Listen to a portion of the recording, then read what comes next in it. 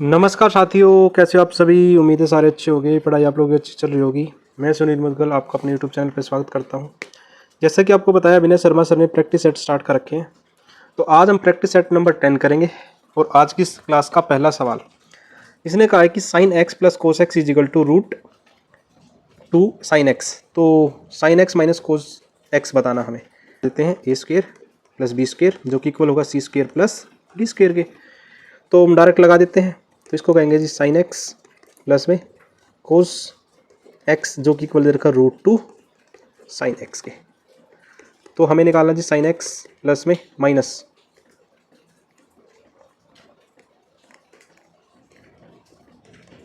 Cos x जो कि equal होगा, हम मान लेते पी के। ठीक है, तो यहाँ से मिलेगा जी 1 + 1 is equal to root two sine x का whole square plus p square. ठीक है, तो यहाँ से जो रिजल्ट मिलेगा वो मिलेगा जी 2 - 2 sine square x is equal to p का स्क्वेयर। यहाँ से यदि मैं 2 कॉमन ले लूँ तो अंदर बचेगा जी 1 - sine square x is equal to p square. तो 2 cos square x is equal to p square. यदि मैं स्क्वेयर हटाना चाहूँ तो ये बचेगा जी root two cos x is equal to p. तो ऑप्शन नंबर डी ठीक रहने वाला है। बाकी इस टाइप का क्वेश्चन होता है इसका अपोजिट होता है, जैसे साइन दिया तो कोस आंसर आता है और कोस दिया तो साइन आंसर आता है। यदि सॉल्यूशन पसंद आए तो वीडियो को लाइक और चैनल को सब्सक्राइब जरूर करें, साथ साथ में अपने ग्रुपों में शेयर भी कर दें। क्वेश्चन नंबर 2 में कहा यदि किसी त्रिभुज की भुजाएं 7, 12 है, एक्स पूर्णांक जो भी एक्स आएगा वो क्या होगा, इन दोनों के डिफरेंस से तो बड़ा होगा और दोनों के एडिशन से छोटा होगा। तो मैंने कहा भाई डिफरेंस कितने का हो जाएगा 5 का, और एडिशन कितना होगा जी 19 का। इन दोनों के बीच की संख्या ही हमारा आंसर होगा। तो क्या करें, 19 - 5 - 1, एक एक्स्ट्रा माइनस किया जाता है क्योंकि 2 बार एडिशन और सब्ट्रैक्शन में एक नंबर ऐसा होता है जो दोबारा ऐड हो जाता है। तो 6 माइनस करें तो 13। तो 13 संख्याएं ऐसी हो सकती हैं, 13 त्रिभुज बनाए जा सकते हैं। तो ऑप्शन नंबर बी ठीक होने वाला है इस सवाल का आंसर। क्वेश्चन नंबर 3, 7 सेंटीमीटर त्रिज्या वाले एक वर्त की जीवा पी क्यू कितनी है, जहां ए बी व्यास है और गैर व्यासी पी क्यू सी पर लंबवत प्रतिच्छेदित करती है। तो मैंने कहा एक सर्कल बना लेते हैं। ठीक है, और ए बी को क्या बना लेते हैं, व्यास बी ए, और एक लाइन बना ली जो पी है और क्यू है, और ये सेंटर है जहाँ पर ये काटती हैं। इस सेंटर का नाम है सी। तो ए सी की वैल्यू दे रखी किसने 8, सॉरी ए सी की वैल्यू दे रखी किसने 4, और ये दे रखी 3, टोटल 7 है। चलो जी,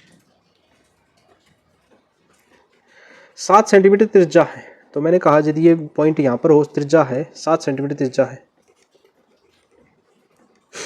ठीक है, तो जब भी इस टाइप का सवाल हो तो उसमें यदि मुझे ये निकालना हो तो फॉर्मूला लगेगा ए सी × बी सी जो कि इक्वल होता है पी सी × सी क्यू। आपको जी ठीक है। यदि यहाँ से डायमीटर की बात करूँ, आर यदि हमें 7 दे रखी है तो डायमीटर कितना होगा 14, मतलब कि 4 + 3, 7 की वैल्यू 14 है, 1 की वैल्यू कितनी हो जाएगी 2, 1 की वैल्यू 2 तो 4 की वैल्यू 8 और इसकी वैल्यू 6। इसका मतलब ये वैल्यू तो 6 होगी और ये वैल्यू पूरी कितनी होगी आपको जी 8। तो ये वैल्यू कितनी हो जाएगी यहाँ से यहाँ तक की 1 सेंटीमीटर। आपको जी ठीक है। तो ए सी और हमें निकालना क्या है, पी क्यू की वैल्यू बतानी है। चलो जी, तो यहाँ से मैं लगा सकता हूँ ए सी × बी सी जो कि इक्वल होगा पी सी × सी क्यू। ए सी कितना अपना, मैंने कहा जी 8 × 6 जो कि इक्वल होगा पी सी × अब जो पी सी है वो सी क्यू के इक्वल होगा क्योंकि पी सी जो परपेंडिकुलर है सी क्यू पर। ठीक है ना, तो मैं लिख देता हूँ सी क्यू जो कि बराबर होगा पी सी के। तो यहाँ पर पुट कर देते हैं, तो मैं इसको भी पी सी कह सकता हूँ। तो P C square is equal to 48, और यहाँ से यदि पी सी की वैल्यू निकालना चाहूँ तो कितनी मिलेगी मुझे, यहाँ से P C is equal to √48 जिसको मैं लिख सकता हूँ 4 × 16 √3। ठीक है, तो पी क्यू की वैल्यू बतानी है, तो पी क्यू की कितना हो जाएगा 2 × 4 √3, 8 √3। ऑप्शन नंबर बी ठीक रहने वाला है। ठीक है, चलो जी, क्वेश्चन नंबर 4। क्वेश्चन नंबर 4 में कहा है कि क्रमशः 10 सेंटीमीटर और 6 सेंटीमीटर आंतरिक व्यास वाले खोखले गोले को पिघलाया जाता है। 10 सेंटीमीटर व्यास वाले लंबवर्तीय शंकु के आकार में ढाल दिया जाता है। तो शंकु की ऊंचाई, यदि यहाँ से R1 की बात करें तो 5 हो जाएगा, और R2 की बात करें तो 3 हो जाएगा, और यदि यहाँ से मैं इसकी बात करूँ R3 की बात करूँ तो 5 हो जाएगा। तो मैंने कहा भाई 4/3 पाई R1 का क्यूब माइनस R2 का क्यूब जो कि इक्वल होगा π/3 R3 का क्यूब मल्टीप्लाई H। मैंने कहा भाई पाई से तो पाई कटने वाला है और 3 से 3 कटने वाला है, तो 4 मल्टीप्लाई R3 मतलब 5 का क्यूब माइनस 3 का क्यूब जो कि इक्वल होगा 5 का क्यूब मल्टीप्लाई H, तभी तो H निकलेगी। मैंने कहा भाई 4 गुना 125 माइनस 27 जो कि इक्वल होगा 125 मल्टीप्लाई H से, सॉरी यहाँ स्क्वायर होगा तो यहाँ 25 आ जाएगा।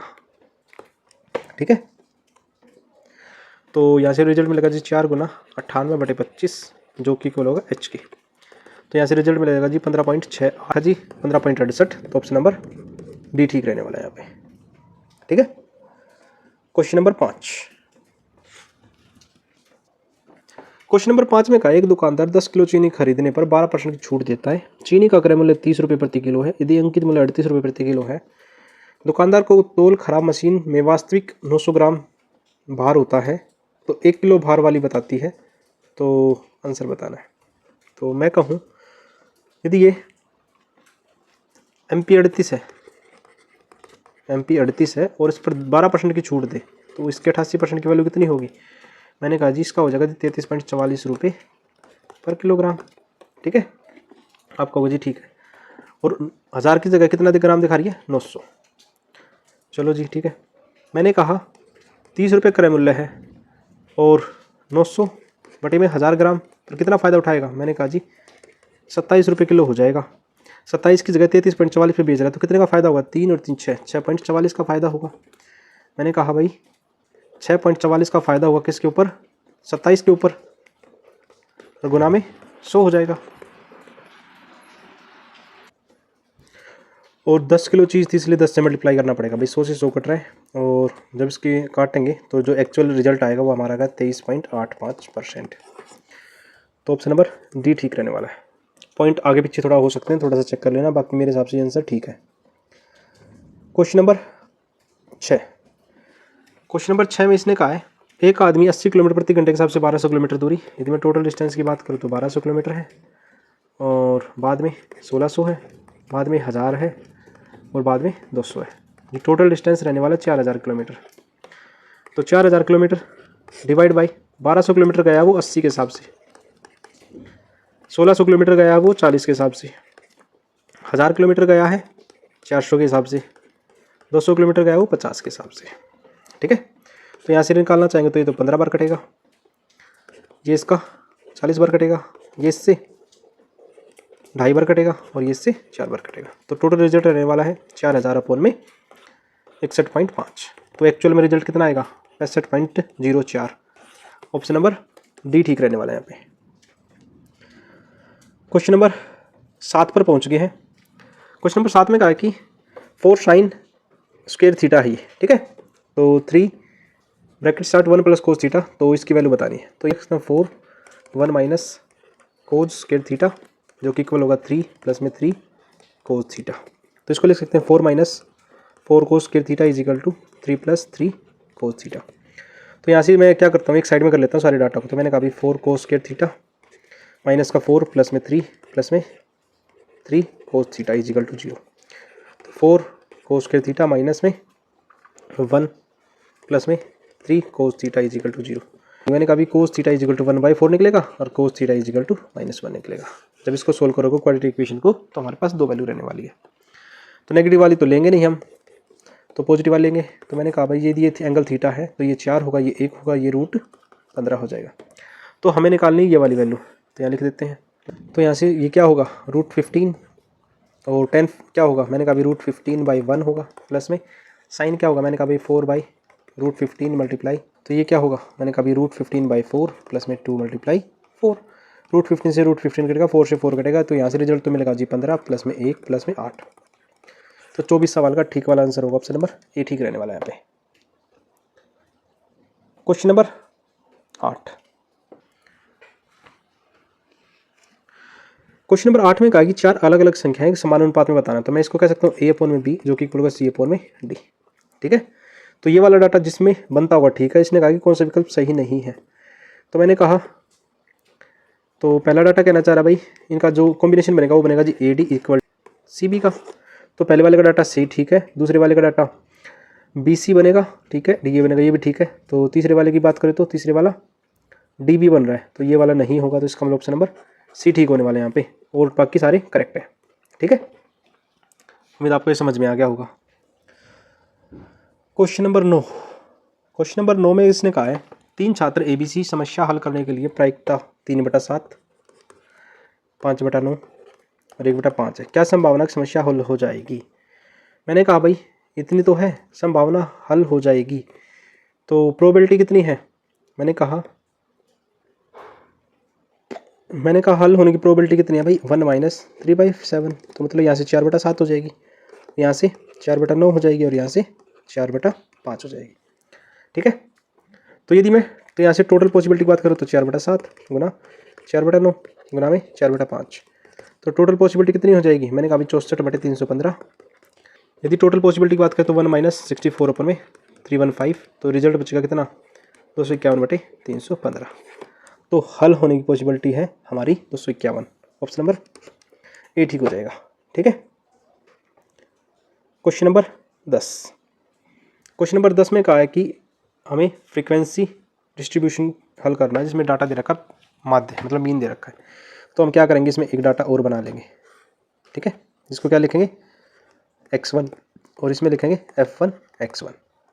ठीक है, आपको जी ठीक है। x1 क्या होगा? इन दोनों के बीच का डाटा, तो बीच का डाटा कितना होगा? इन दोनों को क्या होगा? 5 हो जाएगा, 15, 25, 35 और 45। f1 x1 क्या होगा? दोनों का मल्टीप्लाई, मैंने कहा 40, 180, 250, 35p और इतना बनेगा 405। यदि मैं इसके टोटल सम की बात करूँ x1 f1, तो ये हो जाएगा 875 प्लस 35p। और फॉर्मूला क्या होता है? मैंने कहा भाई मीन का फॉर्मूला होता है सिग्मा fi xi अपॉन में सिग्मा xi। तो मीन दे रखा जी 25.2 और ये दे रखा जी 875 प्लस में 35p, और xi कितना दे रखा है? यदि इसकी बात करें तो 39 प्लस में p। इसकी क्रॉस मल्टीप्लाई कर देते हैं, क्रॉस मल्टीप्लाई करने के बाद जो रिजल्ट मिलेगा ये मिलेगा जी 882.8 प्लस में 25.2p, जो कि इक्वल होगा 875 प्लस में 35p। p को एक साइड में कर ले तो ये होगा 9.8p, जो कि इक्वल होगा 107.8 से। 98 से कितने बार कटेगा? मैंने कहा p से कटेगा ये 11 टाइम, तो p की वैल्यू कितनी आ जाएगी? ऑप्शन नंबर सी ठीक आ जाएगी। यदि आपको ये सॉल्यूशन पसंद आए तो वीडियो को लाइक और चैनल को सब्सक्राइब जरूर करें, और यहाँ तक की वीडियो देखिए उसके लिए थैंक यू। ऐसी प्यार सपोर्ट बनाए रखें। मिलते हैं नेक्स्ट टेस्ट में।